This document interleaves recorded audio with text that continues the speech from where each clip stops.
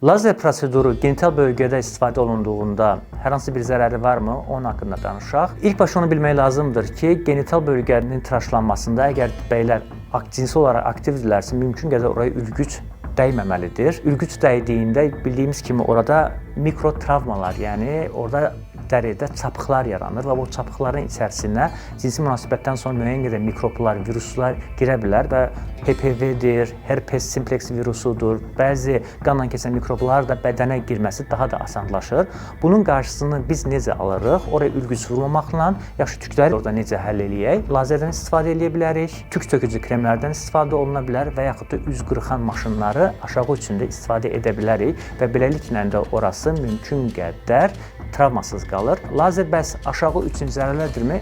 Kəsinliklə və kəsinliklə deyil. Sadəcə olaraq lazer vurmadan qabaq orada baxmaq, görmək lazımdır ki, hər hansı bir yara varmı, yoxmu? Elə bir şey varsa mümkün qədər lazer elətdirməmək lazımdır. Amma ümumiyyətlə lazer istifadəsi rahatlıqla bəylərdə də istifadə oluna bilər. Bu istifadə nə bizim cinsi həyatımıza, ereksiyamıza, boşalmağımıza və yaxud da istəyimizə hər hansı bir təsiri yoxdur.